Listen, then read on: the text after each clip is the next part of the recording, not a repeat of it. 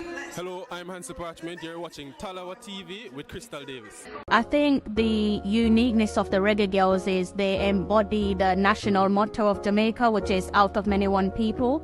So when you look at the entirety of the Jamaica squad, you have dark-skinned girls, mixed-race girls, girls who have black and Asian in them. You also have the homegrown players, so like your Bunny Shaw, your Konya Plummer, your Den Blackwood. So what that means in terms of from a grassroots perspective is girls who are born in Jamaica can look at a Bunny Shaw and hear that authentic accent and say, you know, if Bunny can make it, then so can I. Once you hear that authenticity, that raw Jamaican accent, they should be able to look at a Bunny Shaw who's now our captain to say, if Bunny can do it, especially if you come from the same community, the same parish as her, if she can do it, then so can we. It's great to be here. I know that you're probably the biggest supporters of the Reggae Girlz. So what you do and the message that you spread for the girls, it's really appreciated. Thank you. I really appreciate that. Crystal, I gotta give it to her. I've heard a lot of guys say she's the reason why they start off to watch female football. And so that's one of the reasons why I'm pushing her out there to keep on doing your thing. Don't get discouraged. You have a band of brothers behind you. And what we try to do is to get female who think like you know, in the game. Right, Siobhan? Yeah, so enough respect to you, Crystal, and keep fighting. Yeah, because as you mentioned, a lot of persons, because I think the Reggae Girlz has been the most successful team in our football, and I think a lot of that was underrated. So what you've done for the local aspect of Jamaicans, you've brought that sense of admiration to the persons know that, hey, it's not just the boys, the females as well. The females have the love as well. And honestly, if it wasn't for someone like you, Crystal, the YouTube space would just be crowded with the reggae boys, reggae boys, reggae boys. Yeah. So we do, you know, we have lots of respect. You know, so I could touch base with her again at some point and see if she's up for an interview. But she did say yes before. It's just that I recognize that at the time there must have been a lot that she was going through, hence not pushing and asking for the interview. But I think it can be done. Sorry to interject here, but you know, I must take this moment out to say thank you. You are such a being. You don't only look out selfishly for yourself. And as a broadcasting journalist as I am, and for the 40 odd years that I'm in the business, when we're going after that story, we tend not to give hoots about what pains or atrocities it may cause when hunting that story. And so it takes a man and a woman who shares the pain of others to really look into it and say, no, you know what, by me pushing I can cause or create certain pain, and I wouldn't want that. So let me ease back a bit. It takes it because you see, we can get lost in the realm of collecting and dispensing information. You know, we can get caught up in that. You know, just to make a headline, just to get the notes out there. And I applaud you for using this kind of foresight to look deep in it and say, you know what, she may be in a spot. You're not saying she was in a spot. She may be in a spot. So let me take a step back and allow time to process this thing. So I raise my hat to you, you know, for that. You're a stalwart, and I entrust and I hope and pray that you'll continue in this vein, because you are the creme de la creme, and no one can take your spot. Just remember that. No one can take your spot. Others will come and try to do, and others may label them as doing better than, but there's no one can take that first place from you. He's always first and will always be first. Thank you. I appreciate that. My Talawers, how are you all? Good afternoon, good evening, possibly good morning. All depends on where you are in the world. Welcome back to another live stream. It's been a while, hasn't it? Let me know if you guys can hear me in the comments section. I had to give my microphone a little bit of a dust. I haven't used it in you guys already know, several weeks. It's got a bit of like cobwebs on it.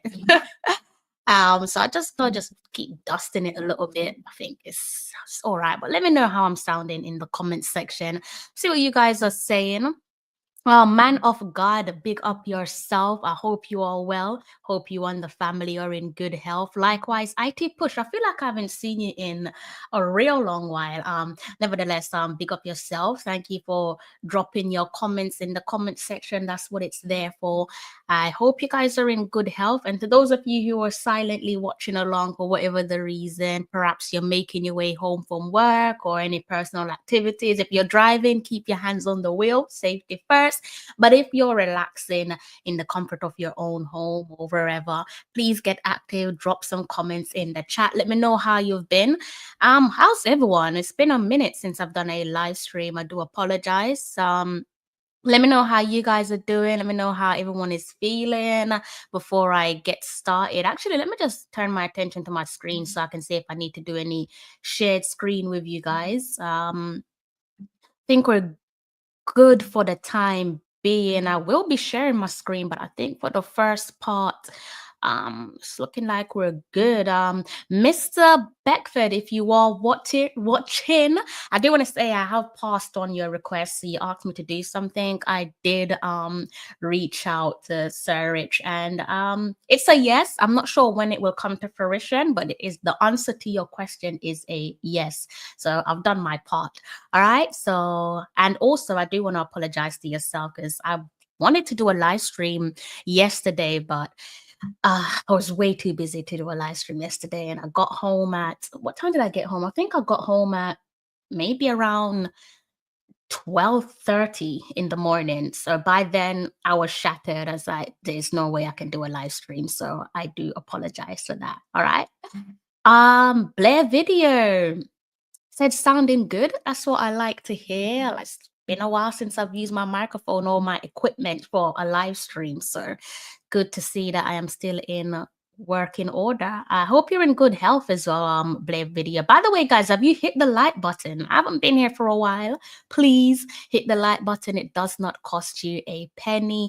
Rich Pro Sports, if you're not familiar to Rich Pro Sports, please do familiarize yourself, make your way over to his YouTube channel, hit the like button, hit the subscribe button, and take in his content where he's covering all things football, national level, international level. He covers quite a few countries, including obviously Reggae Boys, Reggae Girls, England, Brazil. Apparently he's Brazilian at heart.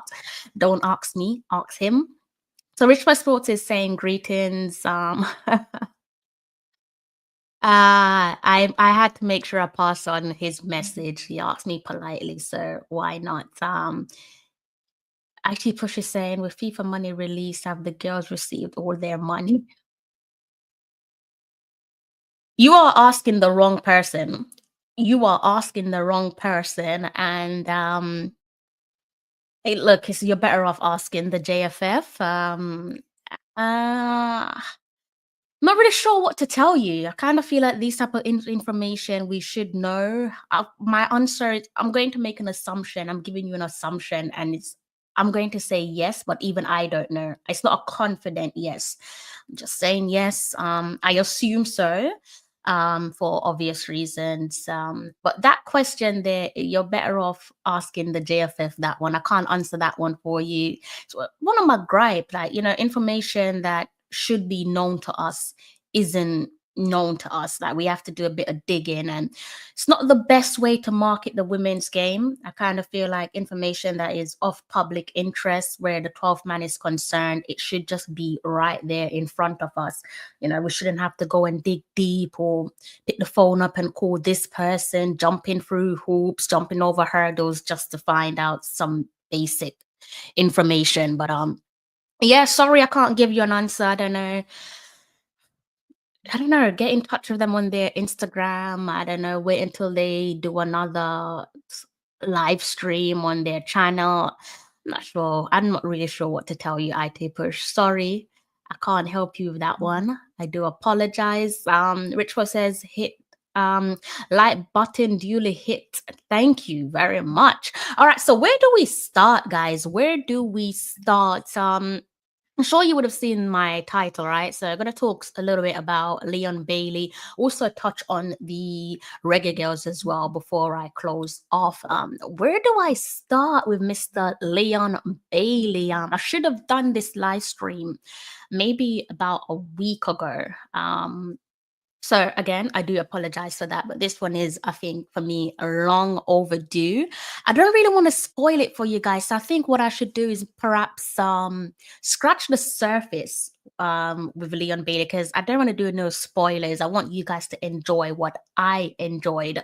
About a week ago, there's an interview that dropped. I'm sure some of you should have seen this interview as done by Yendi Phillips, and it was released on her YouTube channel. So scratching the surface, Yendi did a sit-down interview where she interviewed Leon Bailey pretty much on everything that is relevant in terms of information that we have access to, right? All the relevant stuff.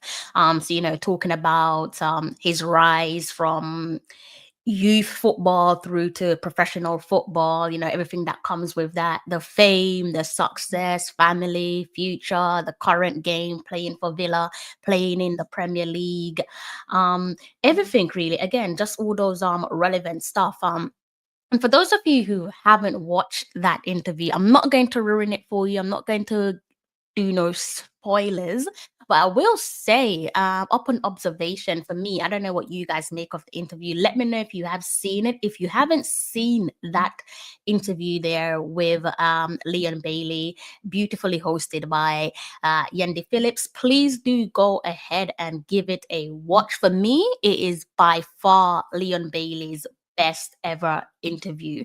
And it's so funny because some weeks back I was speaking with Doc, and you guys have seen Doc. He's come on my he's been on my YouTube channel a few times, and it's so funny because we were actually speaking about Leon Bailey and talking about his growth, and just the fact that it just seemed as if he has been either has been or is being media trained. And I think I still do carry that belief, definitely after watching that Yender Phillips interview. Again, his best ever interview, in my opinion. Calm, composed, articulate, and massive credit to the host. Like massive credit to Yendi, all the warmth that came from that interview. It seemed quite homely. You guys really do have to tune in to watch the interview to understand where I'm coming from. Like I said, it felt quite warm, it felt quite homely, and I think that pretty much helped to bring out the best of Leon Bailey. I don't think I could probably say this with great confidence. I've not seen an interview of his that is better than that. It's a complete opposite to what we've seen of Leon Bailey over the years in interviews. Only interview that I can think of where I could sense the growth in how he speaks and communicate with the media. I think he did a sit down, a really short sit down interview. I think it was either with Sky Sports or the Premier League. And from there, I could be like, okay, I can see the growth, I can see the maturity. But this interview is more of a personal one. It's quite long in its duration. I believe it's either an hour long or maybe just over an hour long, if memory serves me well. But either way, trust me, it is 100% worth your time. You want to learn a little bit more about the man himself, then I think that's the best interview to kind of like learn a little bit about him. You can only learn so much, right? Because like I said, the interview talks about certain stuff, again, from fame to family life, the future, Aston Villa, how he got to Aston Villa. I think the story of how he signed for Aston Villa is an intriguing one, and I think you guys will enjoy that. But for me, again, his best ever interview. I don't know how you can top that. I don't know how anyone can top that interview, but that one for me, he smashed it out the park. A wonderful interview. Seems like a pleasant person to be around, and that's quite something because you do hear, unfortunately, when it comes to Leon, you do hear a lot of negativity about him. But this one, I think it does him a great deal of good. And it's kind of funny. I've been a little bit quiet with the content for a few weeks now, maybe just over some 2+ weeks. But I don't know, has anyone discussed that interview there that I'm talking about with Yendi Phillips? Perhaps not, because it does seem like when he does good, the community is quite quiet. But when he does bad and when he's doing negative things or behaving negatively, the conversation is quite loud. So I wouldn't be surprised if not a lot of people are talking about the interview and giving him the flowers that he deserves. You could quite clearly see the maturity, in my opinion. So yeah, I'm not gonna go too deep into the interview and some of the stuff that was said, because like I said, I don't want to ruin that interview for you all. But for me, his best ever interview. Yeah, I'm not really sure what else to say, guys, without giving too much away. But definitely proud of him, definitely proud of his progression. And that's all part of branding. Like, I think, it's one thing being able to play the game, being able to hold your own, adding consistency. Speaking of consistency, it's quite clear that we're seeing a different Leon Bailey compared to what we saw last season, where Aston Villa is concerned. You could talk about his injuries. There's definitely been a dip, a unfortunate dip in his performance. But in terms of branding, you got to get it right when you're talking in front of the cameras. And I think that was something that worked against him. Away from that, the controversy, the negativity, and all of that is just it wasn't as good. He wasn't as good as he is now, in my opinion.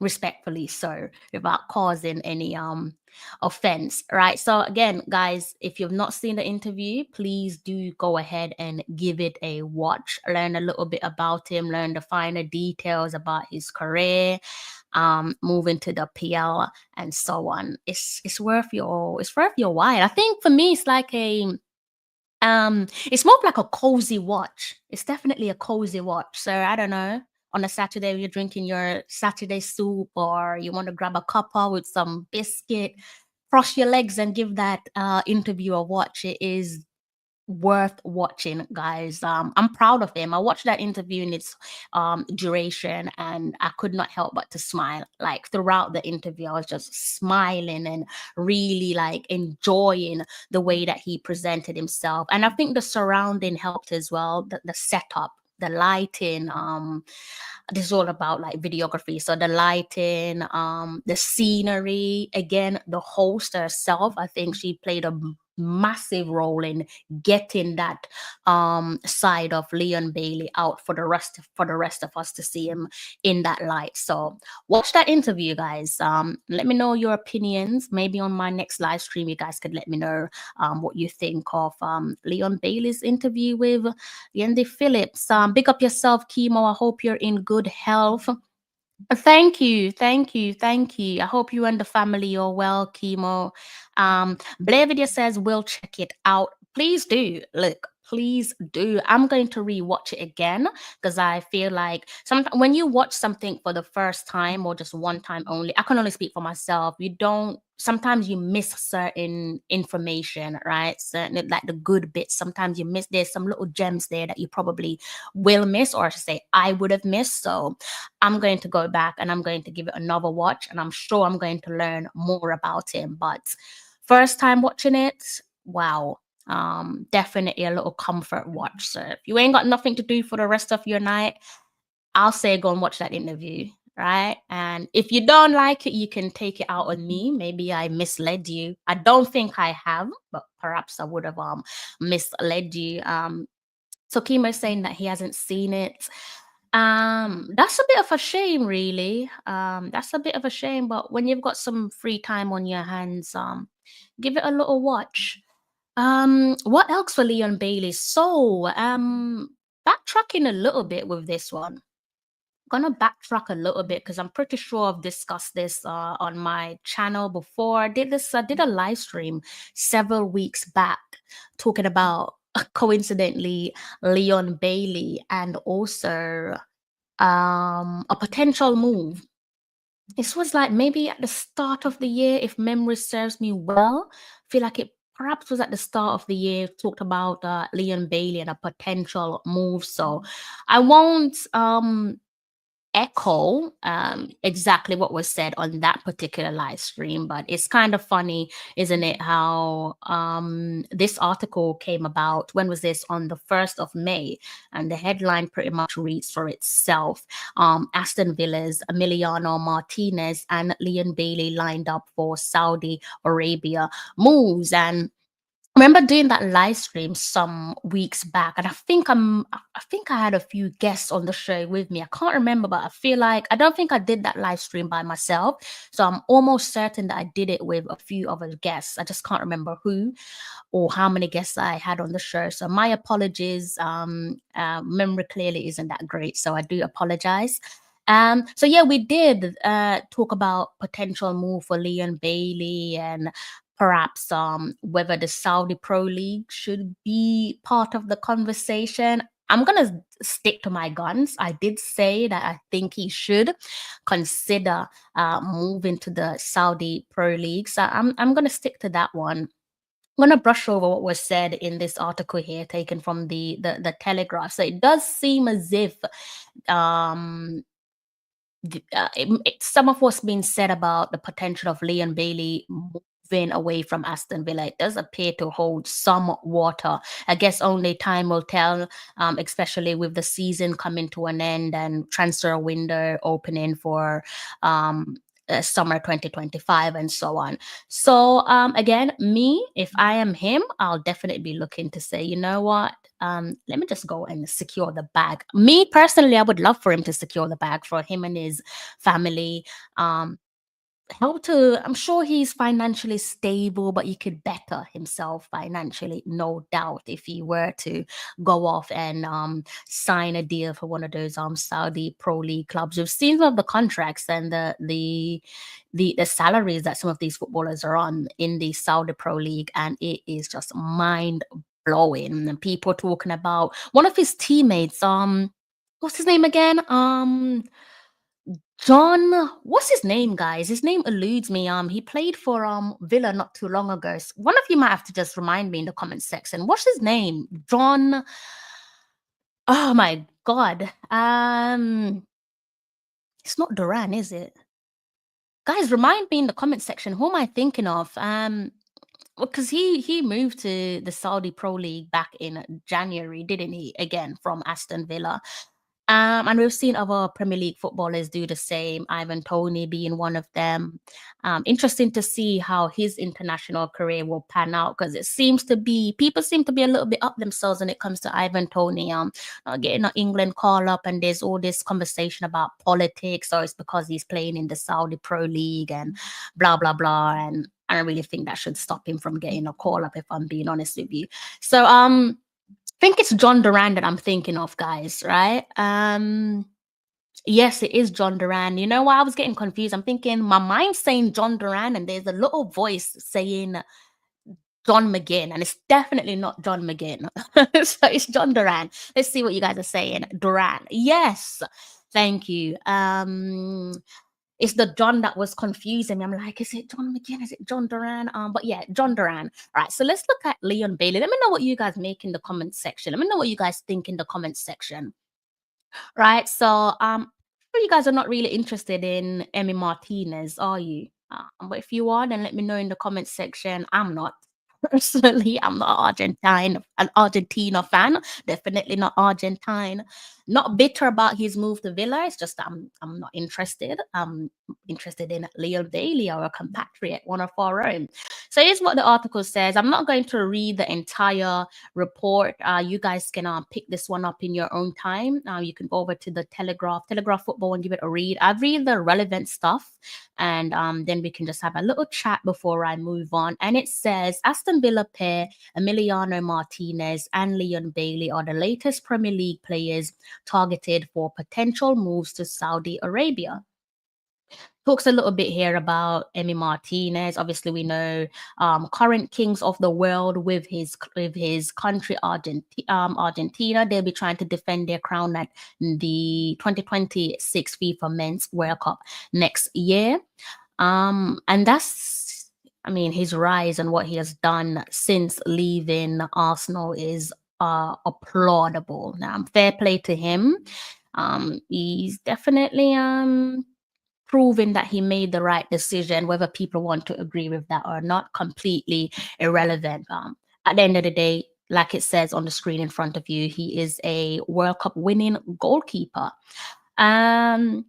And it says here that while the identities of the clubs interested in Martinez and Bailey are not yet clear, a Saudi source confirmed to the Telegraph Sport that the pair have been lined up for moves. So again, like I said, it's just a little bit funny that we spoke about this several weeks ago, and I'm gonna double down. I'm still going to say I think he should move. I know some of you are saying no, stay in the Premier League. My thing is, why?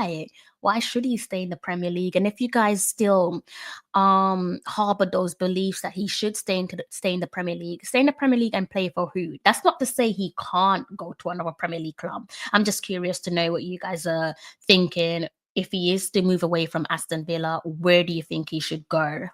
Who do you think should sign him? I'm going to stay on that hill, perhaps die on that hill, and say that I think he should secure the bag, go to the Saudi Pro League and take care of him and his family. He's got a lot of family. He's got his missus. They've got their kids. Why not secure that bag, financially secure yourself, secure your future for you and your family? I'm not mad at it. I think he should, if there's an opportunity there to go to the Saudi Pro League, a bit like his former teammate there, John Duran. Why not take it? And also, like this article says here, Villa sold striker John Duran to Saudi pro club Al Nassr in January, having also sold Moussa Diaby. So those are two of Leon Bailey's former teammates. Be interesting to see if perhaps the latter, maybe Leon Bailey and Diaby is probably chatted about the potential of moving to the Saudi Pro League for obvious reasons.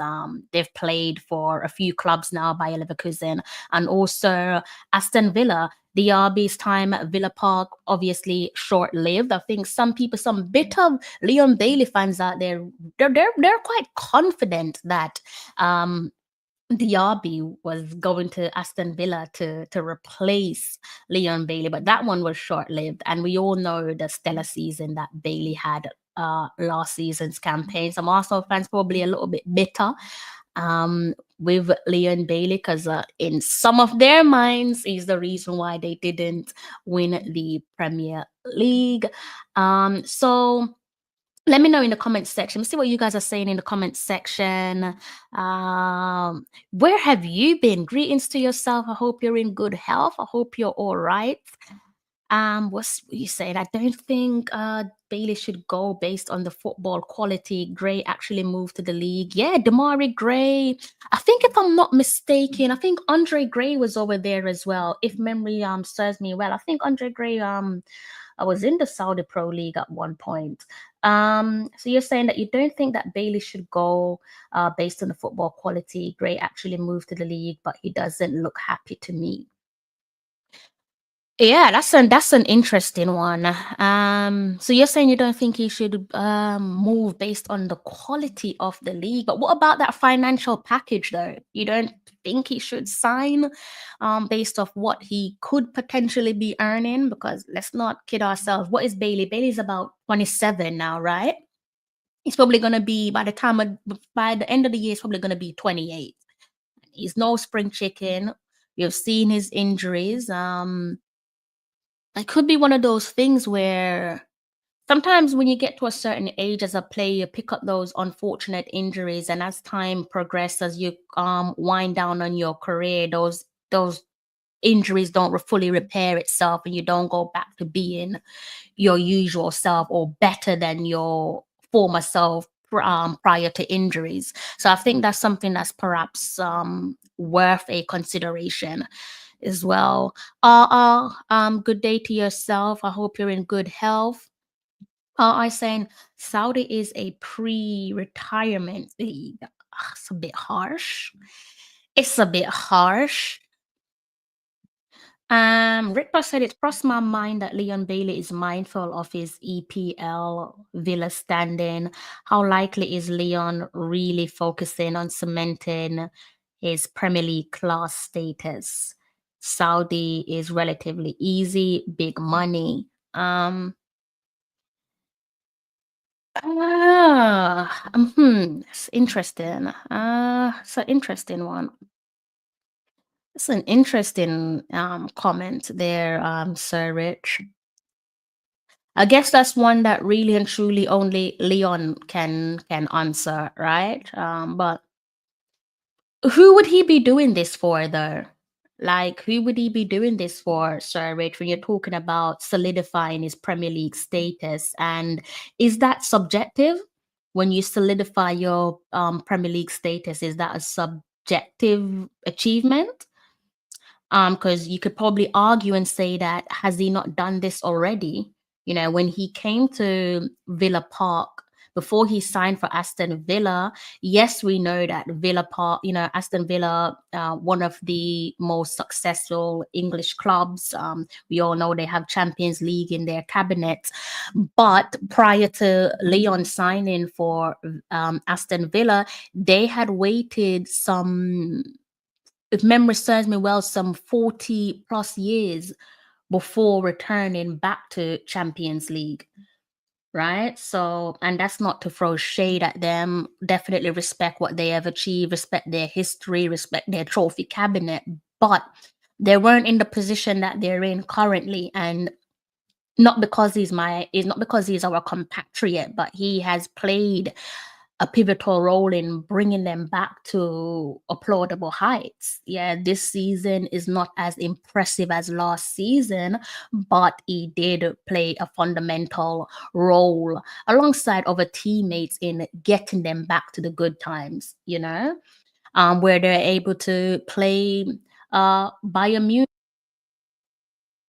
register another deja vu result.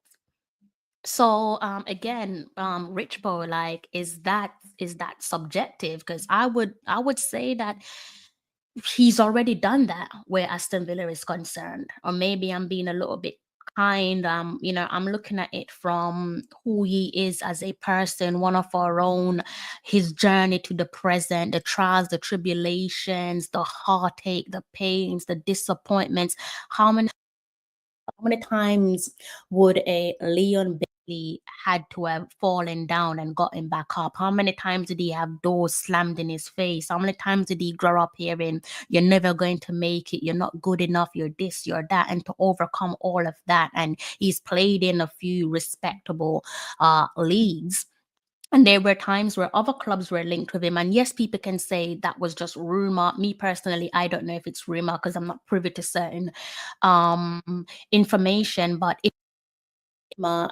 we see that a lot with other players. That's not unique to Leon Bailey.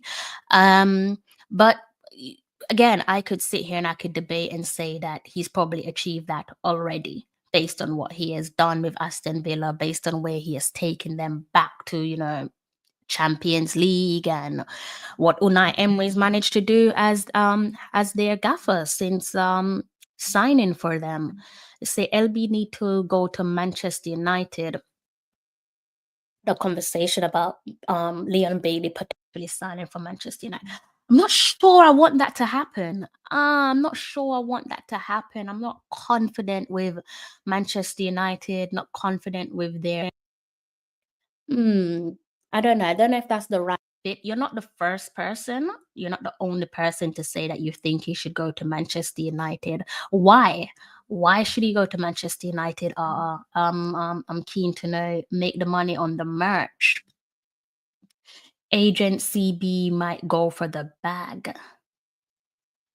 I had to think. I was like, who is CB?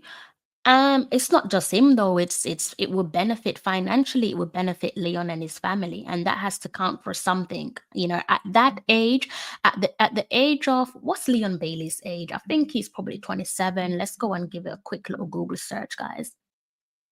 So yeah, okay. So he's 27. So he's turning 28 in August. So at the age of 27, you really got to start making some selfish decision. It can't just be about the club. It can't just be about what do the fans want. You have to start making some selfish decision that benefits you and your family, right? Because God forbid if you pick up that unfortunate injury, you don't really want to be looking and saying, you know what, I should have done this. I should have signed that contract because I would have been in a better position financially to take care of um my family. Let's see. I believe he will indeed know if he has reached his prime and locked himself down as a regular EPL starter. But back to your question there, sorry, Rachel, not even your question, your comment. The last part there of your comment where you spoke about focusing on cementing his Premier League class status, do you think he has done that already? And if you don't think he's done that already, where is he going to go to which club would allow him to achieve that? Is it a case of, okay, stay put, stay at Aston Villa, or does he jump ship and go somewhere else? Which club do you think would allow him to solidify that Premier League status that you're talking about? Because really and truly, once you taste some Champions League football, you kind of want to keep playing Champions League football, don't you? You don't really want to go back a step. You want to keep on playing Champions League football. So where does he go from there? I know if he's in the Saudi Pro League, you're not going to get that.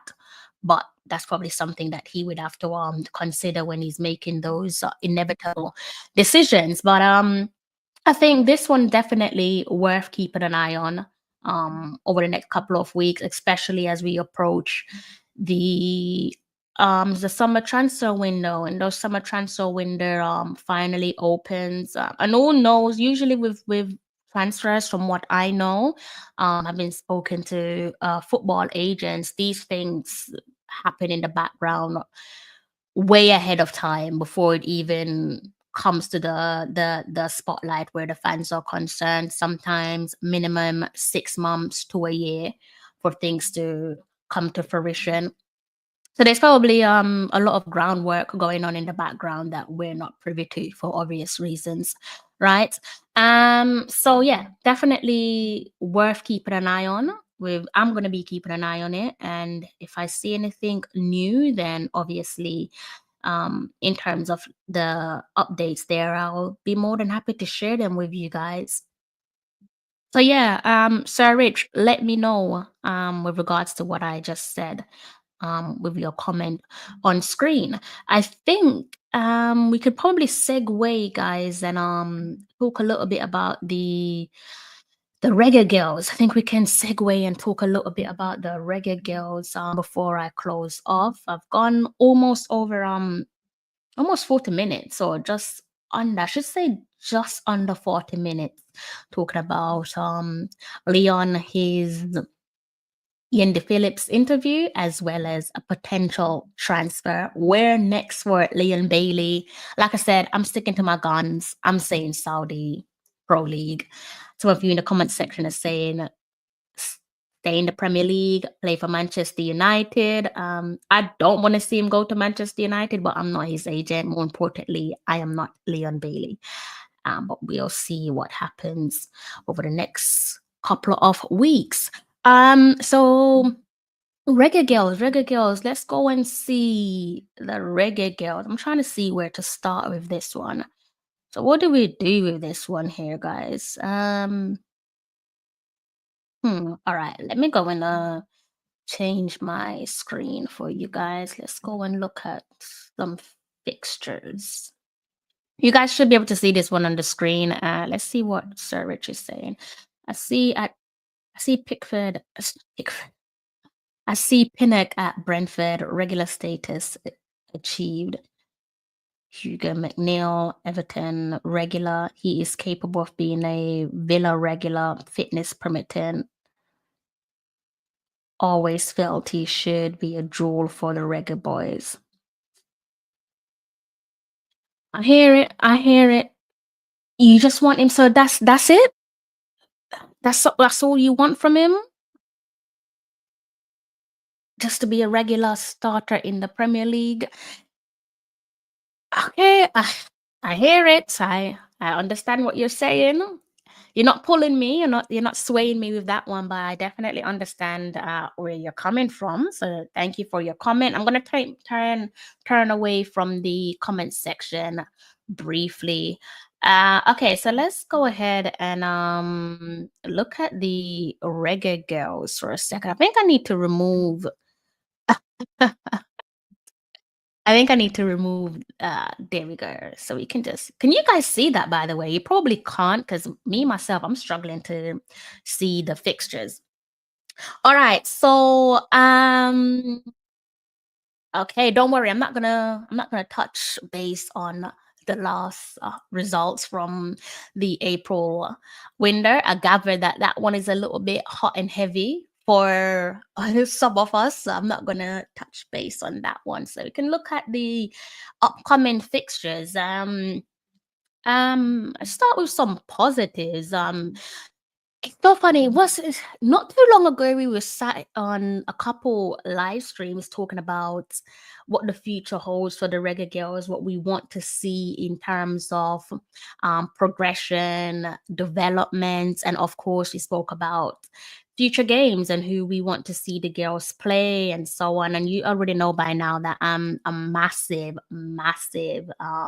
advocate for wanting to build relationships with Africa for obvious reasons. Not going to reiterate what I've said on several live streams, but definitely glad to see fixtures like these in the pipeline where we're playing against, South Africa. And I do want to see more of it. Would love for us to play against Zambia. Zambia is like a fixture that I've been wanting to see. Would love to see the Reggae Girlz take on Zambia. And it's now looking like it's a norm for us to play against a few of the world heavyweights. A little bit unfortunate where the results are concerned. If you look at last year and who we played, those double headers there against Brazil put 8 goals past us, so it's not exactly a pleasant occasion. But these were the like I said, not too long ago, we used to dream of playing against the big dogs. And I think it's safe to say that this is, can't even say touch wood. There's no wood here, but touch wood. This is the new norm going forward again. Looking back from last year, you can see on the screen in front of you playing the likes of Brazil, playing France. Not the result that we would have wanted, but nevertheless, it's, for me, you can say it's a step in the right directions, because it should help to better us in the long term competitively, that is. And so it kind of brings us to the present. I'm trying my best not to look at a few of these results because they're distracting me. So I'm gonna act like I can't see April, although it's looking right at me. So I'm gonna just fast forward to next month. I'm kind of scratching my head with next month here, guys. Maybe you guys can bring me up to date, because I've not done a live stream in a long while. So maybe you guys can bring me up to date. Gary Lynch, I'll have to segue back into that Leon Bailey conversation in a bit. Just let me get my thoughts out the way where the Reggae Girlz are concerned, right? So yeah, I'm a little bit confused, guys, with the fixtures there in front of us, because you should be able to see this one. We already spoke about, some weeks back, we spoke about the pending Peru game that's come and gone. We spoke about Mexico, that's come and gone. And at the time, we also spoke about Brazil. And Brazil is still there on the in the fixture list, upcoming game. It says here first of June. Apparently, we're supposed to be playing against Brazil, according to Google, that is. And I'm kind of scratching my head because it also says that we're supposed to be playing against USA, and we know that this one is definitely going ahead in terms of USA because there was announcements. I'm sure you guys all saw the announcement with that one, right? But I'm just a little bit kind of scratching my head. I mean, the Brazil fixture, if it is a genuine fixture, from what we know, that would have been in the pipeline before the USA fixture, because obviously we're playing USA because China had to get their fixture rearranged. So China is still going to be playing USA, just not on that date. Hence us now playing against USA. So I'm kind of looking at the fixture and I'm scratching my head. I'm like, what the hell is going on here? What is this? Is this a genuine fixture? Is it a little bit of a hiccup? Is it a blunder? Is it a mistake? I don't know. But I do know that I did try to dig a little bit deeper with regards to how genuine this fixture is. And a couple weeks back, it said TBD, to be decided. So there was a couple information that was missing in terms of, let's say, for example, the stadium. The stadium wasn't shown several weeks back because, like I said, it seems like it needed to be confirmed in the background, perhaps between both federations. So there's a venue confirmation there. You can kind of see the venue if I click on it. And there's also opportunities to purchase tickets. So I'm kind of like scratching my head. I'm like, how genuine is this fixture? It's not to say that I'm going to go because it's just not feasible. So I won't be making the trip. But here's why I'm a little bit confused, just because of the closeness of these fixtures here that I'm hovering over. So Brazil, apparently there's one in the pipeline where the girls are supposed to be playing against Brazil on June 1st. And then on June 3rd, supposed to be playing against USA. We know the USA fixture is genuine, but also that would be June 4th. But also June 4th it should be Jamaica versus Brazil. So there's no way you can play two fixtures on the same day. So what's this all about? It would be interesting if the JFF, if they haven't said it already, it would be nice if they could make this one a little bit crystal clear to us. Is this just, did Google get it wrong? They didn't get it wrong for Mexico. They didn't get it wrong for Peru. They didn't get it wrong for other fixtures long before you guys made the announcement. So is it just on this odd occasion that Google has got this one wrong? Or is there something else that we should be bracing ourselves for in terms of potential teams? Are we looking at the possibility of having two teams, two squads? So one squad that's based in Brazil, another squad that's based in the USA, and then perhaps you then get another squad, maybe a combined squad, who then plays against England. These two fixtures have been announced, England and USA, so they're definitely going ahead. But I'm just besides myself as to why these two fixtures here against Brazil's still on Google. I remember having a long-winded conversation with you guys several weeks back, and some of you were saying, why are we playing Brazil again? We already played them last year. What's that all about? So yeah, I don't know if you guys know any information on that. Me personally, I'm not going to knock on no one's door and ask them what's going on, because it's not my job to market the team. It's not my job to sell the team. And if people want to be silly and hold their cards close to their chest, then that's on them.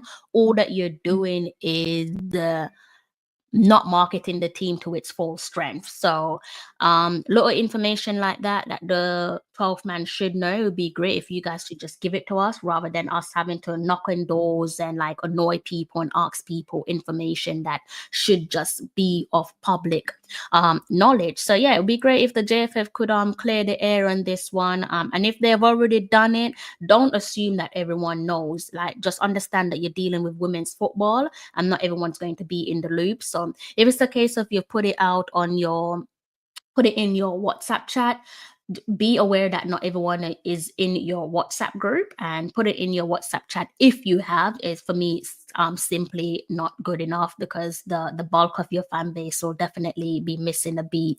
And Jeff, if you guys really need to just understand that when you're doing when you're marketing the women's team, it has to be bespoke marketing. It can't be the same marketing that's used for the men's team. I mean, you're not marketing the women's team at the moment anyways, or as well as you should, but it should be bespoke, tailor-made marketing for the women's team. So yeah, this one, are we going to be playing against Brazil? Because that's been there for several weeks now. This isn't just something that jumped out of the air in front of us. This has been on Google for some weeks now, and like I said, there is apparently tickets available for the game. So you kind of think you guys probably need to nip this one in the bud. Nip it in the bud. If it's a case of it's a mistake and it's not a genuine game, then you probably need to get this taken down if you can, because you can kind of clearly see here where people are there's a website here that's talking about selling tickets to the game, right? It says here June 4th. It's got my time, I'm assuming. It says 11 p.m. You can see here Brazil women friendlies. So you probably want to get on to little things like this if you can. It's talking about sending, I'm assuming sending in inquiries to purchase the tickets.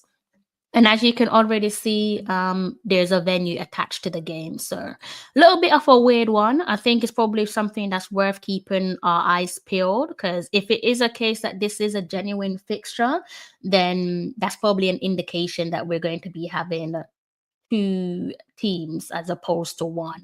And that'll be interesting to see if they can string 2 teams together, because we're now coming towards the end of the seasons across the board. Clubs, leagues coming to an end respectively. So that simply means that the players are going to be going off on their well-deserved holiday, well-deserved break. An opportunity for them to unwind physically and mentally. So it'll be interesting to see who they can bring into camp during these friendlies. I'm fairly confident that they should be able to do a good job of getting the girls in camp. We do have an abundance of committed girls, probably sometimes overcommitted girls, who I'm sure will be willing to come in camp. It's a little under a month away. First fixture, if the Brazil game is genuine, is apparently slated to be played on June the 1st.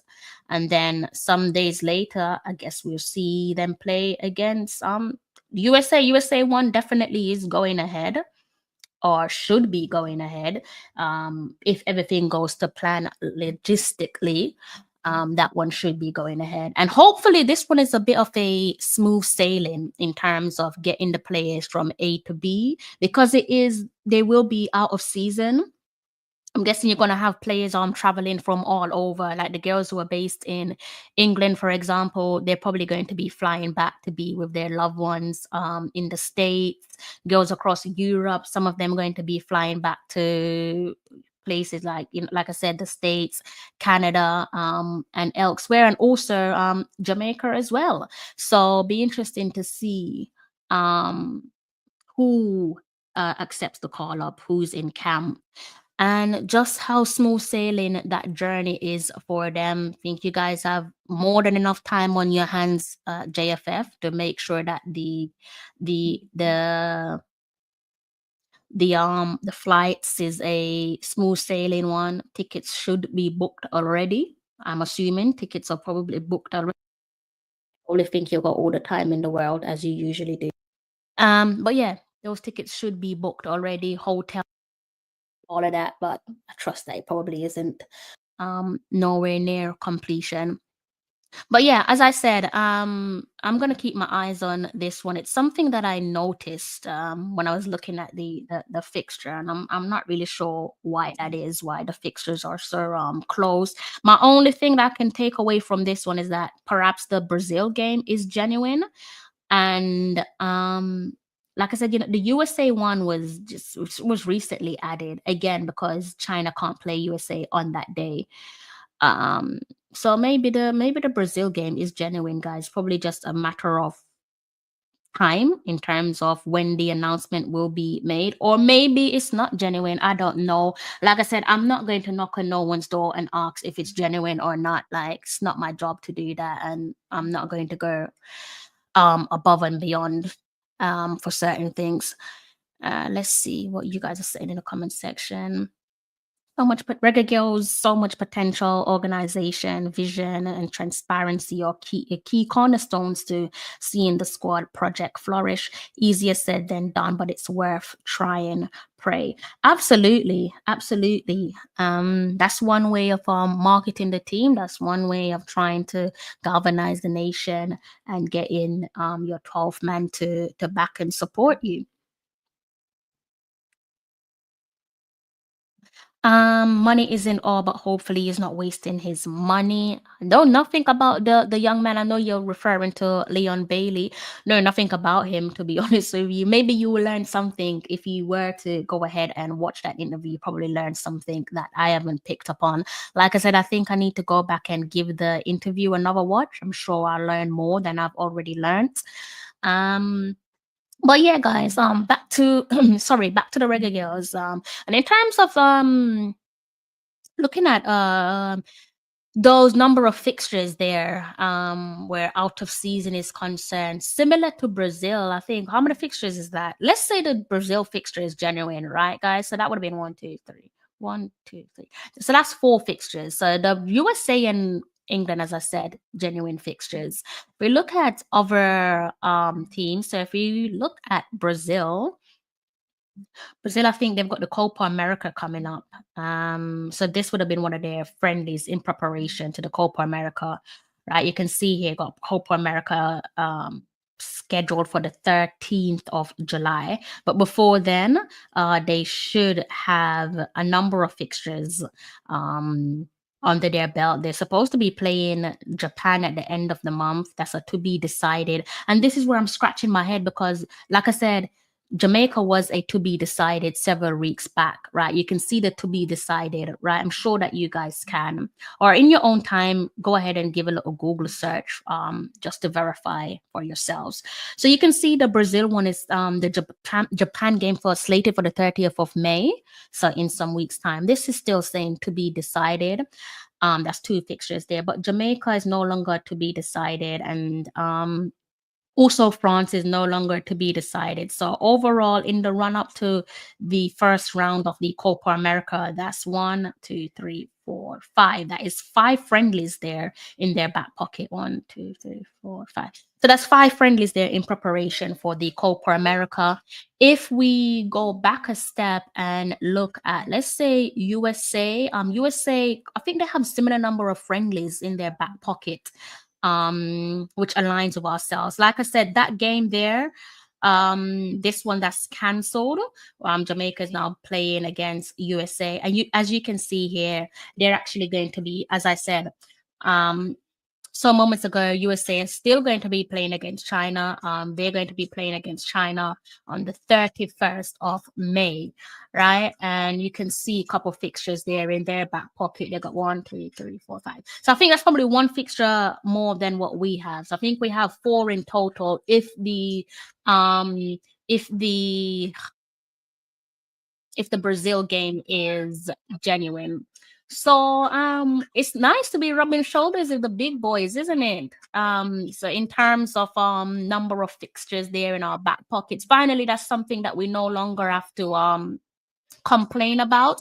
And I think, that is testimony to the team. I think what we're seeing now is the team being able to reap the benefits of their hard work, their commitment, at times over commitment, because stuff that they've had to put up with, I'm not gonna lie to you, I'm not really sure if the normal or average person would put up with some of the nonsense that they've had to deal with. So fair play to them. So again, this is them now being able to reap the rewards of their commitment, or at times, perhaps oftentimes, over commitment, the trials, the tribulations. Now they're rubbing shoulders with some of the most successful and notable nations in the world where football is concerned.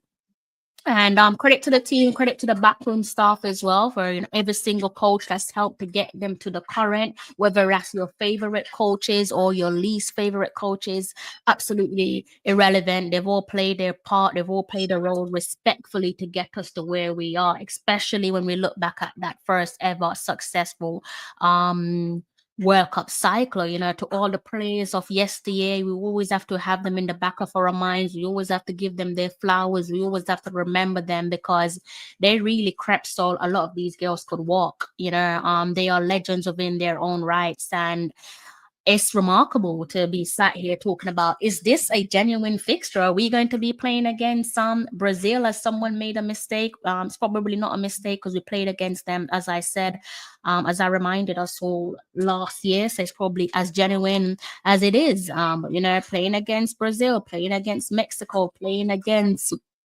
Canada, playing against South Africa. Enjoy playing against South Africa. It's been a long time, perhaps far too long. And now we're looking to play against England also, the ending of next month. And this should be a special fixture for all the obvious reasons. And this one here, I think you can probably go and buy tickets. It says here buy tickets. Tickets is probably open for purchase if you're able to get to the venue. It's going to be played at the King Power Stadium. That's the home of Baby Swaby, Lucas Swaby, that's Chantel Swaby. So if you're close by, if you're in Europe, specifically if you're in England and you want to watch the Reggae Girlz, why not go and watch them on the 29th of June? Hopefully they can lick off England's face. I don't know if they will, based on what I saw. I'm not going to go there. Hopefully, they'll do what needs to be done, right? I don't know if they will, but hopefully they'll do what needs to be done. Mr. Issa Allen, good day to yourself, sir. I hope you are in good health. Good to see you guys there in the comment section.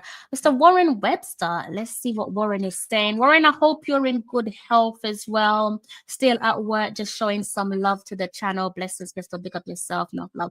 Big up yourself, Warren. I hope you guys are all in good health in the comment section. We've gone over an hour, guys. Decent return. Apologies for the lack of content over the last couple of weeks. But I was desperate to give you guys a video tonight. Again, if you've not seen that Yende Phillips interview with Leon Bailey, you're missing out. You're missing out big time. Don't let the silence from our community fool you. They're only silent because it's a good interview, guys. All those people that like to talk negatively about him, that's always the loudest when it comes to Leon Bailey doing negative stuff, making a meal of himself. They're quiet because this is a damn good interview. Trust me on that. And if it's a bad interview, I'm happy to take my licks. I'm happy to take my beatings, but I'm not going to be doing any of that. I'm not going to be getting no backlash because it's a damn good interview and it is worth your time. Watch that. Stick the kettle on, have a cuppa, grab some crackers, grab some biscuits. I don't know, cross your legs, make yourself comfortable. Mr. Issa Allen is at work. You're always working, Issa. You need a holiday. You need to put your feet up. One of the hardest working man, guys. Always at work. From what I know, very rarely takes a day off. Very rarely takes a day off. Owen, a name so nice you have to say it twice. How are you? I hope you're in good health. Quick summary, please. Quick summary of the interview. I'm assuming you're talking about the Yende Phillips interview, right? Okay, so as I said, I'm not going to ruin this interview for you, right? I'm not going to ruin this interview for you. But for me, his best ever interview, it was articulate. He was articulate, I should say, calm, composed. Again, credit to Yenda Phillips for her warmth, a very homely and cozy surrounding, and that probably helped to warm him up a bit. And to be honest with you, based on the interview, they seemed like they had a rapport already. They seemed like they had some sort of relationship already, which naturally makes interviews easier because he's not on guard. I'm sure he wasn't looking at this interview as an interview. He's probably looking at the impression that I gathered from watching that interview is a friend talking to a friend. But it was just such a fantastic interview, guys. Again, you learn about little finer details of his career, family life, And as I said, I smiled the whole way through that interview. I was so proud of him, so proud of him. That growth is there, and I'm so happy for him. It's not the first time that I've seen this from Leon Bailey. I've seen it in other interviews. Again, I can't remember if it's Sky Sports or the Premier League, but I've seen it in other interviews with him where you can see that growth, that maturity, and long may it continue.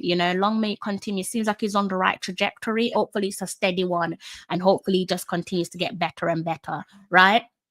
Warren says, I respect Leon Bailey and his work. To be playing with elite players in the world, it's not easy. It's not easy, and that's why I said to Richpo Sports earlier on that I think what Leon has done already is a success story. It is a success story. He played an undeniable role in getting Aston Villa back to the big stages. That's a success story. Success, perhaps we can say that it's subjective. Perhaps we can say that no, it's not a success story because he hasn't won the league. Sorry, but only one team can win the Premier League out of 19 other clubs. Just because you did not win the Premier League, that doesn't mean you don't have a success story. You do have success stories. You have collective success stories, and you also have individual success stories. And from a young lad from Cassava Peace to take that career path, that his career, for me, the trajectory has gone up and up. And for him to landed at one of the most successful clubs in English football as well as the world, and he held his own last year under Unai Emery. Massive dip in form this season. I can start to talk sense, but some of you like nonsense more than sense, so I'm not going to go down that road. But I think he's already given us his success story, or he has added to his success story. Owen times 2, Issa and Richard, big up. Okay. I'm okay. How are you? How you doing? Rich for Sports says, hail up Owen. Are you a Bailey yet not in his prime? So stick with the EPL or get that lucrative Saudi deal. Hey, get that lucrative deal going. Get the lucrative deal going. I think I've got a couple more minutes with you guys. So if anyone wants to jump in the studio, you're more than welcome to do so. I'll hang about for a couple more minutes. Leon is top 10 locally born player of all time, in my opinion. They're going to bite your head off there, Warren Webster. They are going to bite your head off with that. They're not going to like that one, I can tell you that much. They're not going to like that comment. But the summer is looking quite hot and heavy, guys. It's looking like a hot and heavy summer where Jamaica football is concerned. Feels like a first ever, doesn't it? It feels like we look at the Reggae Girlz fixtures. If we look at the Reggae Boys fixtures as well, it's looking like a first ever. Where across the board it looks like we're going to be spoilt for choices, guys. It's looking like it should be a cracking summer. I'm hoping that it's a successful summer. What on earth is going on there? Why is it telling me error? Let's try that again. Why did it just say error? Okay, let's try. Is it showing on the screen? No, it's not. Oh, why is it saying error? Okay, let's try that again. Okay, I think it should be showing on the screen now. So we looked at the Reggae Girlz fixtures. In terms of the Reggae Boys, we already know how this one's panning out. They've got the Unity Cup coming up 27th of May. Why is there to be decided? What's there to be decided? It's going ahead, right? I'm not sure why Google is saying to be decided, playing against our Caribbean rivals there, Trinidad and Tobago.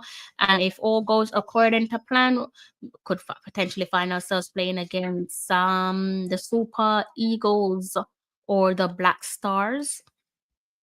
And then we jump into the World Cup qualifiers there, British Virgin Islands first up. And then subsequently, we're going to be playing against Guatemala and Guatemala again in the Gold Cup match day 1. So it's looking like a beautiful summer. Hopefully it will be a beautiful summer.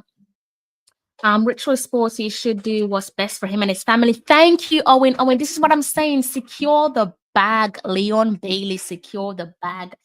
Jump ship.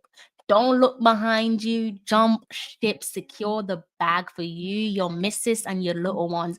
Watch that interview, guys. Watch that interview. It's probably some exclusive there pertaining to Leon Bailey and his family. So watch that Yenda Phillips interview. Okay says active. Okay, I hope you're okay. I hope you're in good health. I hope you and your family are well. Mr. Allen says, I think a Saudi deal will always be there, so he should try staying in Europe. Fair play. That's a good way of looking at it. He definitely has the legs to stay in Europe. He definitely has but where to? Like, where would he go? Should he fancy his chances at perhaps Syria? Should he go to Syria? Is he going to backstep a bit and go back to the Bundesliga? If so, who would he sign for? It's interesting times for him, though. It's interesting times for him. At least we can say that whichever decision he makes, I don't think it's going to be a backwards decision. I don't think it's going to be a one where we're looking and saying, why the hell did he do that?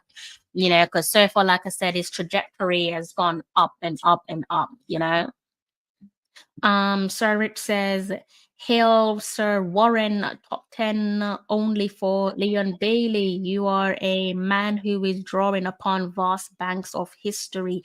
Bailey should be leading that Jamaica march to World Cup 2026. Legacy awaits. Grab that. What a comment.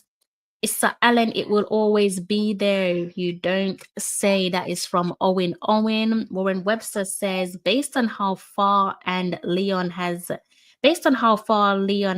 attained, he is in my top 10 locally born players with no apology. I like that. He's there with no apology. Top 10. Oh, they're gonna hate you for saying that. They are going to destroy you for saying that, Mr. Warren Webster. Look, man, what he has achieved can't be denied. I'm not taking nothing away from him. I'm liking what I'm seeing. I want to see this on the pitch where Jamaica is concerned, as alluding to what Rich Paul has said, or piggybacking off what Rich Paul has said. Want to see some of that on the pitch. Want to see him be the man. Want to see Bala Bailey. I want to be looking at Bala Bailey doing it for the black, gold, and green, doing it for his country. You know, what did he say when he came back? The general is back. Something of that ilk. I can't remember, but I think that's what he said when he came back after, I think, being away from the national setup for over a year. And that's not to poke fun of him. I wasn't in the room, but I kind of feel like that was a question that was put to him and he kind of reiterated. Maybe someone has said the general is back and he then said the general is back, right? I don't know if he took it upon himself to say the general is back, but again, I weren't there, so I can't confirm that. Only Sterling and John Barnes ahead of Chips. Oh my good God. Owen, they're gonna fight you. Owen says only Sterling and John Barnes ahead of Leon Bailey. All right, sir.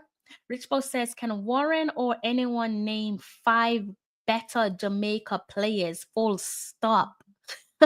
Owen, not top 3, bro. That is from Warren Webster. Mr. Issa Allen says, yeah, even when Bailey reached 30, he can go Saudi.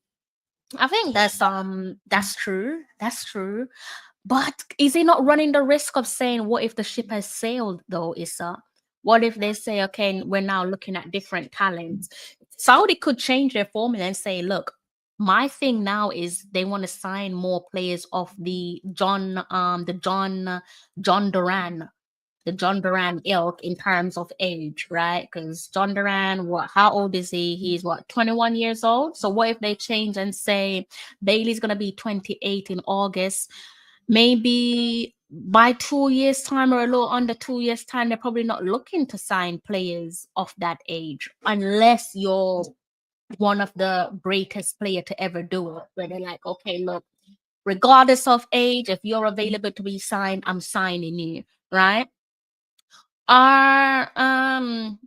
Okay, he's not going to be going to the MLS, that's for sure. I can't see him going to the MLS. That's not to piss on the MLS, but I can't see him going there. I saw a glimpse of an interview, which you guys would probably would have seen it or can appreciate it. Can appreciate the honesty from his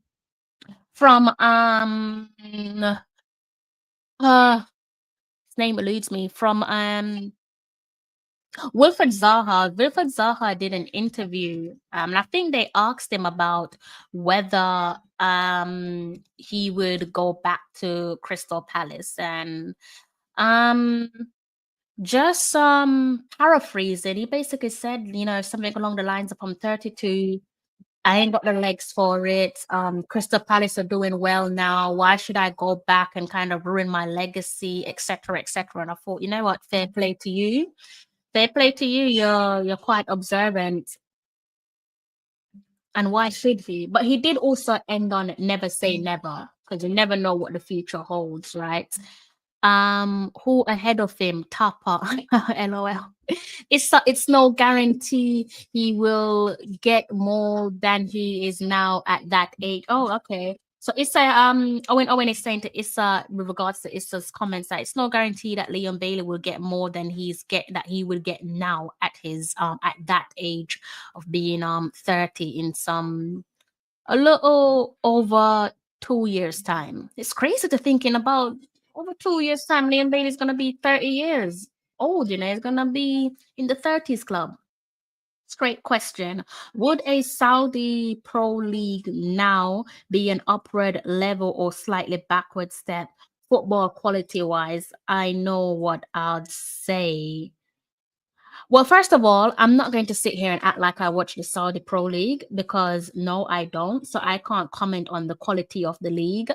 I'm not just going to jump on any bandwagon and say it's a poor league, it's poor quality, because I don't watch the league. But again, I kind of feel like there's this extreme obsession with wanting to play Premier League football, or wanting players to just finish there or play their entire career in the Premier League, especially when you're looking at, I know you know, Leon Bailey he doesn't belong, or he doesn't play for Aston Villa as it being his boyhood club, like a Trent Alexander-Arnold, for example. So it's slightly different, but I just feel like there's this obsession of saying commit yourself to playing in the Premier League. What for? Like, what for?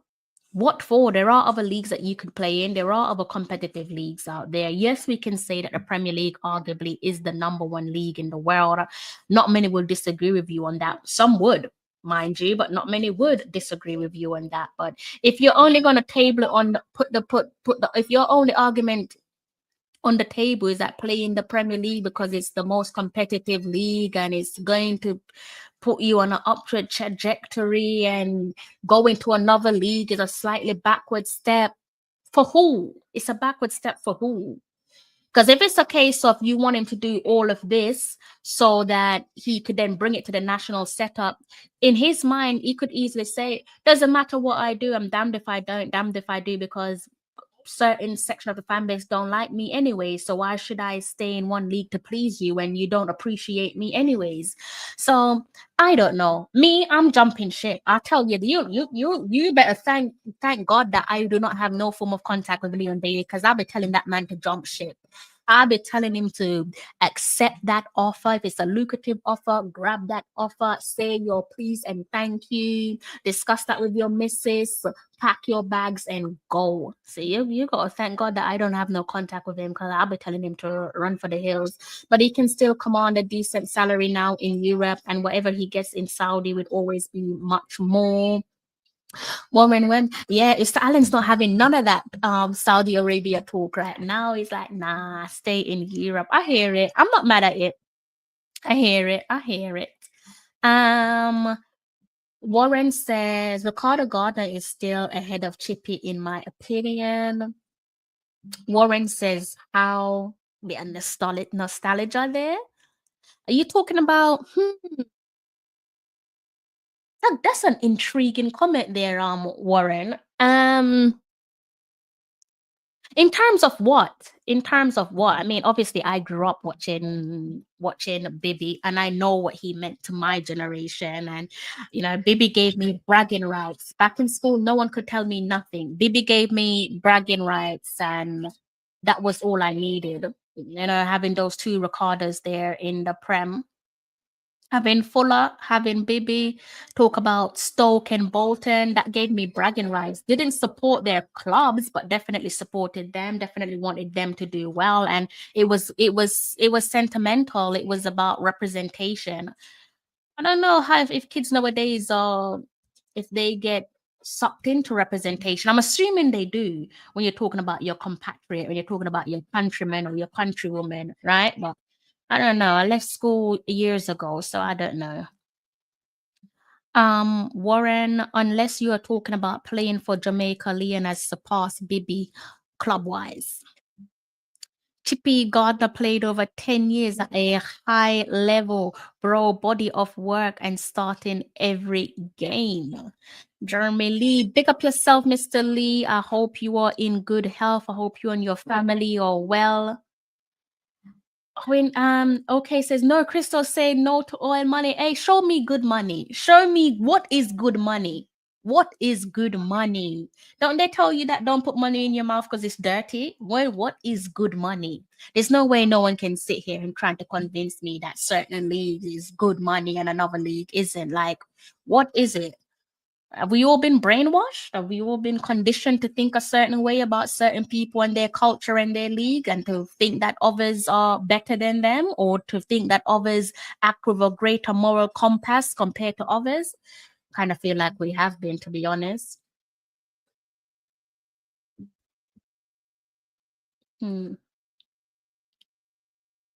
So, when Leon played in the Champions League and scored. You were talking about years. Leon is still young. Seems like you guys are just not in agreement.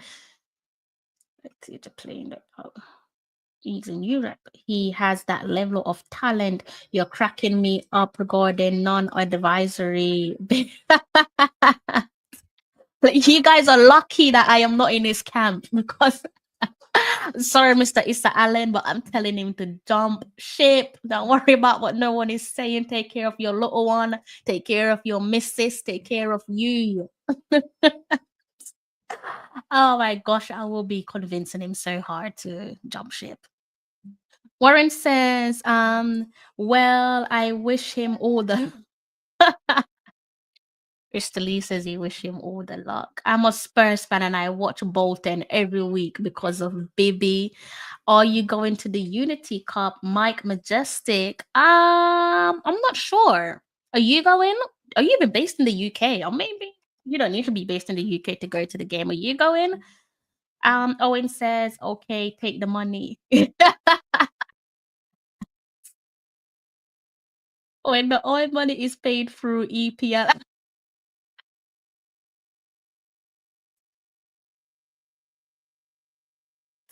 I love it. Oh my God. Who's gonna be mad? Who's gonna be talking about moral compass if the Saudis are buying your club? People thinking I'm gonna win the Premier League, I'm gonna win the Champions League. No one's gonna be talking about dirty money then, are they? BM, big up yourself, BM. I always get confused because I'm thinking of someone else and I know it's not this person. Like, I'm thinking of two other people and I know it's not them, or at least I think it's not them. And it's funny because they both have the same first name, so I can't even say who I think it is. But big up yourself. I hope you're in good health. Leon is injury prone. Who knows how many good years he has left? Take the money while you can. Owen, me and you are in the same boat.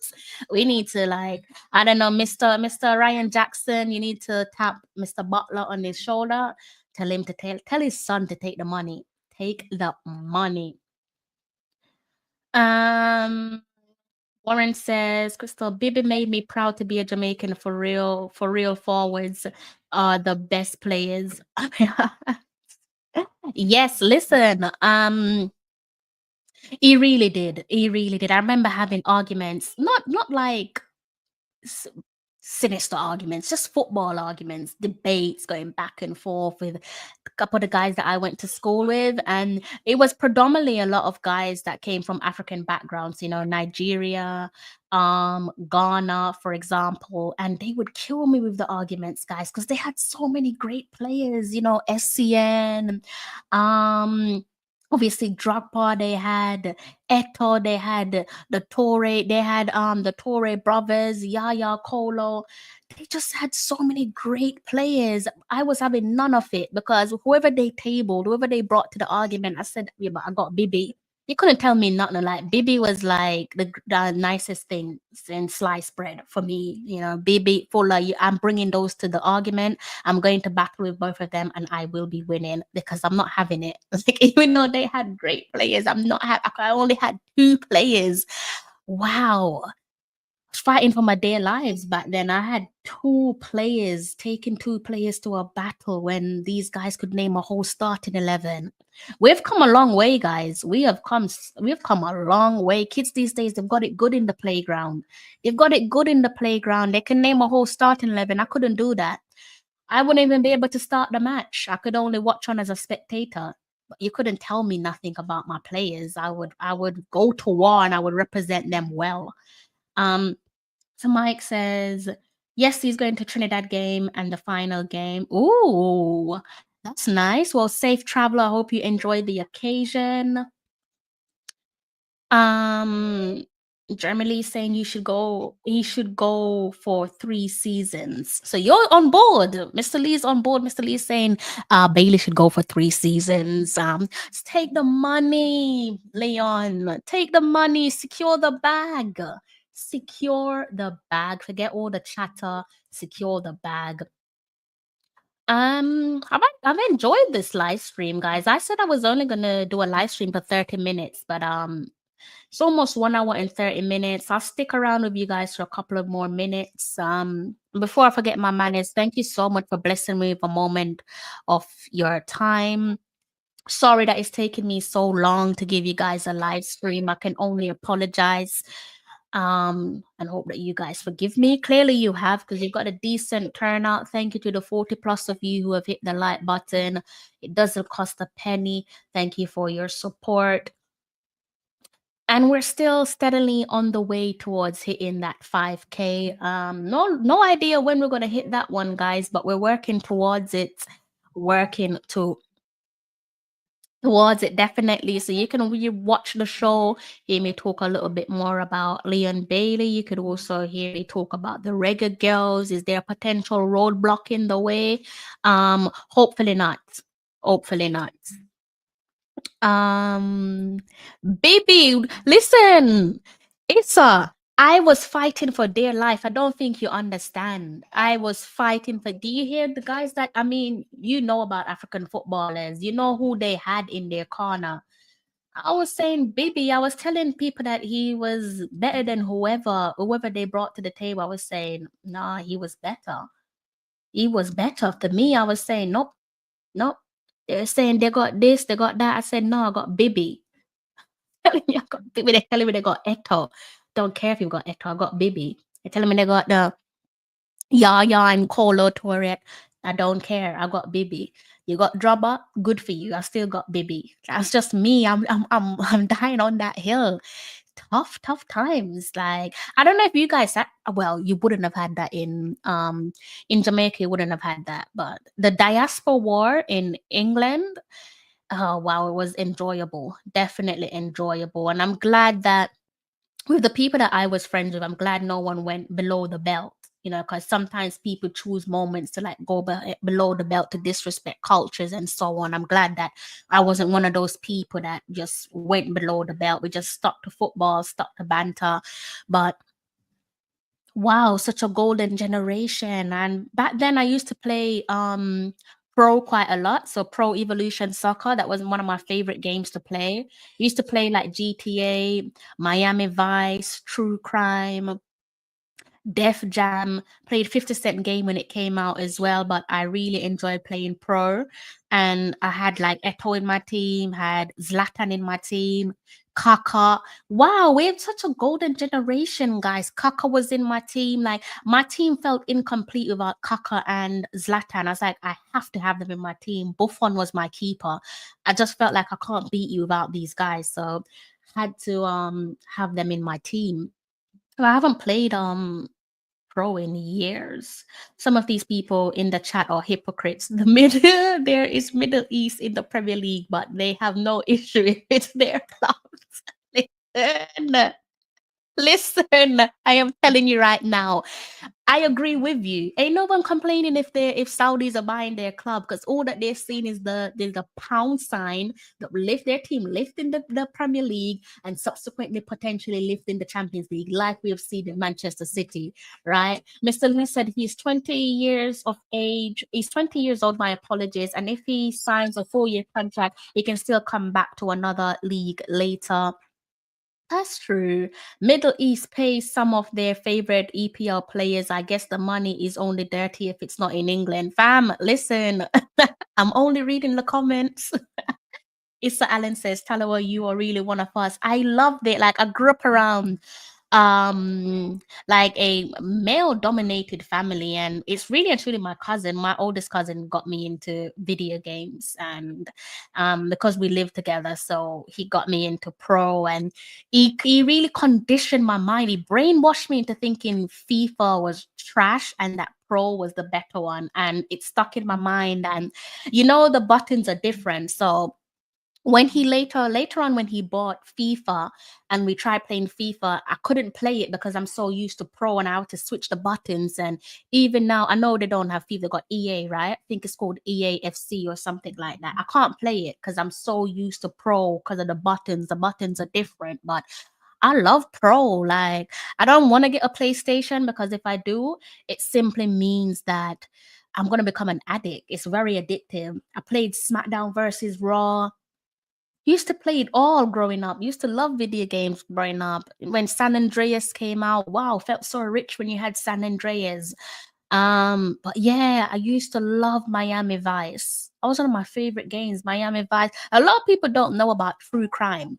Funny enough, some people don't know about. Maybe I'm telling my age. A lot of people don't know about true crime, but I liked true crime. I really do like. I don't even know if true crime is a thing. And Def Comedy Jam, definitely telling my age of Def Comedy Jam. Sean Paul was in Def Comedy Jam, wasn't he, guys? Sure he was in Def Comedy Jam. Sure he was in Def Comedy Jam. But yeah, those were the good old days. I don't know what kids play these days, but I don't play games no more. I haven't played in a while. Yes, I have. I have. He is the pioneer. A lot of people don't know about him. The FIFA, the new can't play it. I cannot play FIFA to save my life, or EAFC, whatever it's called these days. I can't play it. And my cousin did a number on me because he conditioned me to believe in that FIFA growing up was trash, and that was embedded in me. He was like, "Don't play that. That's not a good game," and I believed it. He's probably playing that with his son now, funny enough. But yeah, I don't play it. Can't play it. I kind of feel like it's a loyalty. It's a bit like Android versus iPhone. You swear it. You dial that mountain saying that iPhone is better, even if Android is clearly the better option. I think it's kind of like that, isn't it? Saudi Pro League is doing boxing and great true. Football is the up over there. Many footballers have their tidy best eggs, big ostrich sized egg. It's a short career. If Reggae Boys would be Unity Cup, the day, oh my god, wow. If they do, it will be. If they do, it will be. The diaspora wars on socials will be unbelievable. Especially, listen, if it's Jamaica versus Nigeria, you can brace yourself for diaspora war.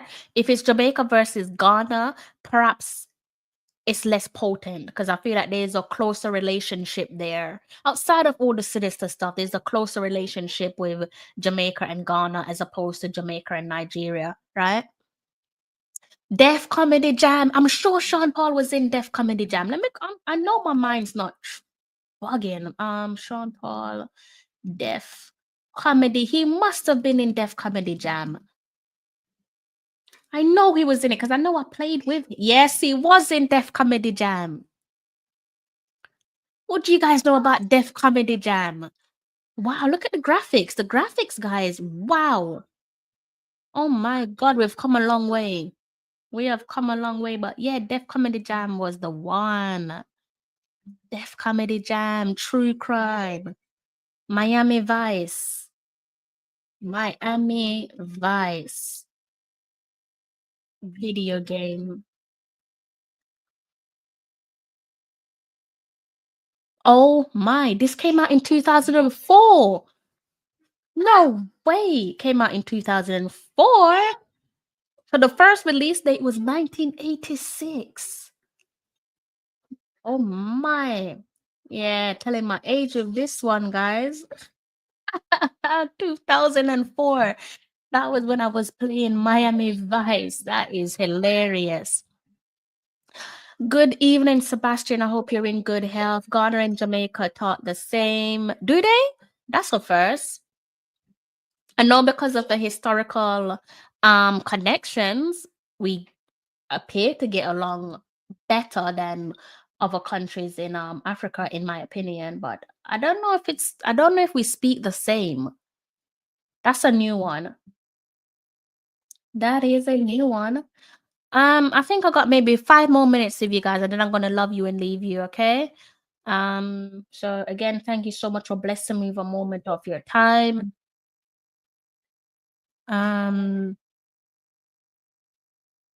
It's been a good live stream, in my opinion. Should I drop the link to the Yenda Phillips interview? Because I want you guys to go and watch it. Should I drop the link, guys? Should I search for the link for the Yenda Phillips interview? Let me know if you guys want me to try and find it, and I can drop the link. So it's just over 1 hour long, right, guys? You guys want me to drop the link? I'm gonna go and copy it. I'm gonna go find the link and copy it, and let me know if you guys want me to drop that link. When are these games? When are these games? Which games? Oh, so from the 27th of May, you can see Jamaica is scheduled to play against Trinidad and Tobago. And subsequently, the winner of that match will play the winner of Nigeria versus Ghana. So, Talawa, any link on the Unity Cup squad? And did I miss the... you're asking the wrong person. Mr. Lee, you are asking the wrong person. You're asking the wrong person. I really don't know. I really don't. Yeah, well, I just spoke about okay, so just for you, I will do a little recap just for you before I close off. See if I can wrap this up in. All right, so okay, so just for you, let me just backtrack on what I said with the Reggae Girlz. So as I said, I went over the fixture for the Reggae Girlz, right, Mr. Lee, and I noticed something pretty much from several weeks ago. So again, I'm just waiting to see what the JFF, if the JFF says anything. Probably won't. But it appears as if we're definitely going to be playing against USA and England because these 2 fixtures have been announced, right?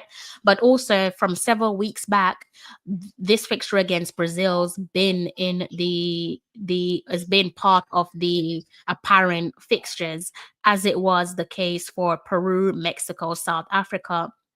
So where I'm confused is that apparently we're going to be playing against Brazil on the 1st of June and USA on the 4th of June and also Brazil on the 4th of June. So I'm just wondering if that's a mistake perhaps it's the first ever mistake, because Google was, before the Jamaica Football Federation made the announcement, we already knew about the Peru game, we already knew about the Mexico game based off using Google, right, as our to look at the upcoming fixtures. As it relates to Brazil, several weeks back it said to be decided. Like it says to be decided for their game against Japan. You can see the to be decided, but with Jamaica, it's no longer saying to be decided. So it's kind of making me a little bit confused. I don't know if it's a genuine game. The venue's also been confirmed. Before the venue wasn't confirmed, we were kind of wondering, is this going to be played in the States? Is it going to be played somewhere else? So the venue has been confirmed, and you can see that it's in Brazil. And also you can apparently buy tickets. There's something here that says buy tickets. So I don't know how genuine this one is. So I'll leave the JFF to figure that one out and announce that if and when. Okay, my grandfather is Nigerian and my grandma's Jamaican. Oh wow, beautiful mix. They must have some stories to tell. They must have some wonderful stories to tell. I thought it was everyone playing everyone. No, definitely not. It's a good derby. It's going to be a cracking derby.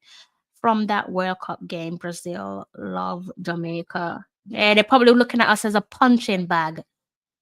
So hopefully that answers your question, Mr. Lee. So we won't get more big players play on our soil. That's a question for the federation. I don't want to give you the wrong answer. I'm gonna go and look for that Yenda Phillips interview and drop the link for you guys. All right, so give it a watch. Watch the maturity of Leah Bailey, and then grab yourself a tea, some biscuits or crackers. I don't know. There's the interview. Click on this link and it will take you to the Yenda Phillips interview. All right, my stream's come to an end. It's 1 hour and 40 minutes. That's more than I bargained for. So thank you. I don't want to make a promise and say that I'll see you tomorrow or the day after, because I don't really want to lie to you, if I'm being honest. So I'm going to do my best to return to regular streaming. That's the best way I could just leave it with you guys. Return to regular streaming for you all. Thank you so much for blessing me with a moment of your time. It does not go unnoticed. If you're out and about, I do hope that you make it home safe and unharmed. If you're making your way to work, likewise, I hope that you arrive safe and unharmed, because as you know, making it to your destination is an underrated blessing. So you're saying some of these games need to be on our home soil.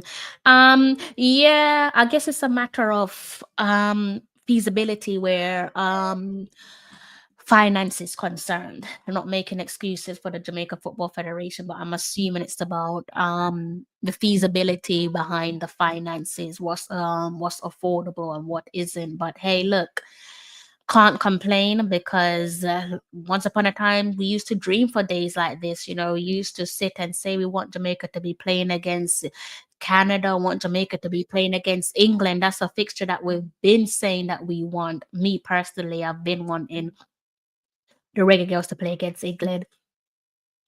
And before I go, if this Brazil fixture is genuine, then potentially we're probably going to be seeing two squads. So one squad for the Brazil game, one squad for the USA match, and then maybe we have a combined squad, to reiterate what I've said, for the game against England. I don't know. Everyone's got their cards close to their chest, because apparently that's the best way to market women's football, is by being completely secretive when you don't need to be unnecessarily secretive. So I guess we just have to watch this space and see how this one pans out. Okay, guys? So big up yourself, Mr. Lee. All right, guys, I'm gonna have to love you and leave you now. My time has come to an end. Thank you for your warmth. Thank you for your support. I don't want to leave, but I don't think you guys have any more questions for me, so I'm gonna jump off. I think that is it. Right, guys? Are we good? Can I go? Can I end the stream? What are you guys saying? Can I end the stream? It's almost 1 a.m. Let's see. Warren says multitasking, but should we try to showcase European talent that can help our squad in the Unity Cup? Should we showcase European talent? Are you saying get the players that don't currently play for us. Is that what you're saying? I think that's what you're saying. Unless have I misinterpreted your comment? So are you saying to use the Unity Cup as a window of opportunity to recruit players? The thing with that is if you're looking at European players, especially if you're looking at players from those notable league, I'm sorry, but sometimes depending on the players, some footballers, especially Premier League footballers, again, depending on the individual, some of them are up themselves. Some of them really do think they're the nicest thing since sliced bread, and they've got this little attitude about them. They're probably going to be looking at it and saying, so you want me to play a trial match to prove that I'm good enough to play for Jamaica? That's the attitude that some of them will have. Like, they're going to be looking like, okay, I'm not doing that because I don't have to do that for, let's say, England. Even if England don't want them, some of them are deluded to think that they still have a future with England. So they'll be looking at us and saying, no, I'm not doing it. I'm not playing a trial match. You know, I'm bigger than that. I've surpassed that. You know, I'm the man. I'm this, I'm that. So I hear where you're coming from, but I think it depends on the individuals. Whoever you have in mind. Some probably don't want to do that. Some probably just want to say, look, call me up for or not call me up because you can't tell the gaffer what to do, but I'll be available for the World Cup qualifier and the Gold Cup. And that's that. So I don't know. I hear where you're coming from, though. I'm just not sure how it will work because, as I said, some footballers are a little bit up themselves. You know, some of them are a bit high and mighty. So I'm not sure how that one will go down. Good luck to the gaffer with his selection. And be interesting to see who's available because season's coming to an end, isn't it? How many games do we have left? How many games is it in the Premier League? How many games left in the Premier League, guys, and then across the respective leagues? How many games do we have left in the Prem, guys? We've got a couple more games to go, right? We've got a couple more games to go, right? Maybe what? Two to three more games to go, I think. So almost there. Then they're probably gonna jet off with their missus and their family. Well-deserved break. So yeah, good question, good comment, Warren, but I don't know. I honestly don't know. But yeah, I like your question. All right, so let's bring this one to an end. Let's bring this stream to an end, guys. I think that's it. I think we're good to go.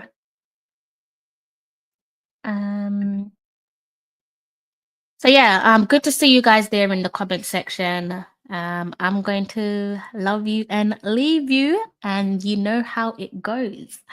Until next time, take care. I'm John Barnes, and you're watching Talawa TV with Crystal Davis.